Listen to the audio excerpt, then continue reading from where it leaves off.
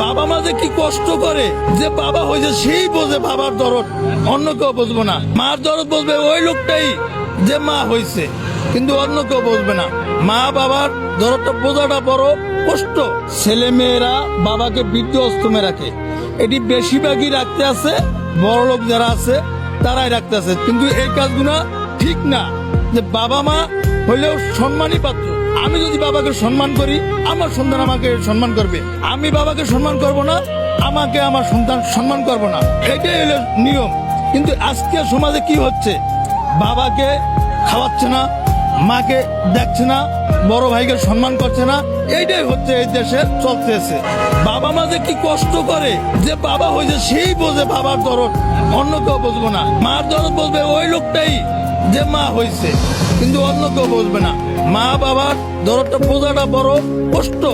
মা একজন দিন রাত পরিশ্রম করে, বাবা রোদ্রে করে বৃষ্টিতে ঘামে, তারপর আল্লাহ বাবা ওই সন্তানের পাশে দাঁড়ায়, আহার তুলে দেয়। তারপর কি হয়, ওই বাবাকে বৃদ্ধ অষ্টমে দিয়ে আসে। ওই বৃদ্ধ অষ্টমে না দিয়ে আপনার বাবাকে আপনি ঘরে রাখেন। যেমন আমার বাবাকে আমি ঘরে রাখছি, আমার মাকে আমি ঘরে রাখছি। আমার মতন সবাই আসেন যে বাবাকে ঘরে রাখি, মায়ের ঘরে রাখি, স্ত্রীকেও ঘরে রাখি। স্ত্রীকে তো হারাম যাবে না, ও তো আমার স্ত্রী। বন্ধু বান্ধব ক্ষণিকের জন্য। আর বাবা মা যত বড়ই না কি হয়, যত সমস্যায় হয়, বাবা মা পাশে থাকি। সন্তানের স্ত্রী ফালাই গেছে, ছেলে ফালাই গেছে, বাবা মা বৃদ্ধ হয়ে গেছে, ওই বাবা মা কিন্তু সন্তানের পাশে যে দাঁড়াইছে। কিন্তু বাবা মার মতন এই দুনিয়ায় আপন কেউ নাই। আল্লাহর কোরআনই লেখা আছে যে তুমি বাবা মাকে সম্মান করো, মাকে শ্রদ্ধা করো। যে বাবা মার পাট তলে সন্তানের ভেস্ত, এই ভেস্ত কামাই করতে হলে মক্কা মদিনা যাওয়া লাগে না।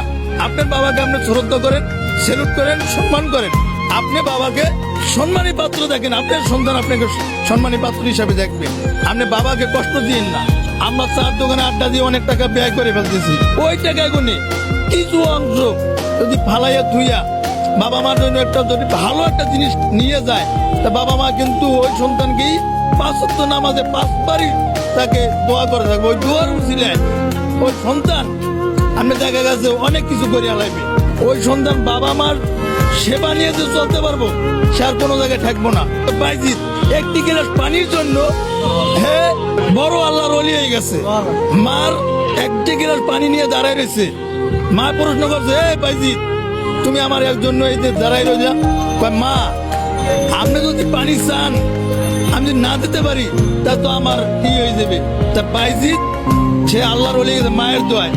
তাই একটা গয়জুলি আছে যে মায়ের দোয়া লও রে মমিন, মায়ের দোয়া লও, বিপদে পড়বে না তুমি যখন যেতে যাও। তুই মায়ের খাবার দিচ্ছি না, মায়ের ভালোটা কাপড় দিচ্ছি না। আমি এই জায়গায় অনেক দেখি, অনেক মায়েরা কষ্ট করতেছে। আমি সবাইরে বলি, যারা আমরা যুবক আছি, আমরা একদিন বৃদ্ধ হয়ে যাব। আমরা সবাই যুবক, এক হাতে এক তালে কাজ করি, মা বাবার সেবার নিয়োজিত হয়ে যাই। ওই স্ত্রীর কথায় কে বললো কি, সেই কথা কান্না দিয়ে আমরা সবাই মার পাশে বাবার পাশে দাঁড়াই, বৃদ্ধ তুমি না দেই। আমি মরার পর একটা জিনিসই প্রশ্ন হইবে যে তোমার মা বাবাকে তুমি দেখেছো নাকি। মা বাবা যদি মারা যায়, তার পাশে যাই একটু দেখেন, দেখলেই কিন্তু বুঝতে পারবেন যে মা বাবা কত আপন। মা বাবা যার ঘরে নাই, সে কিন্তু মার দরদ বুঝবো না।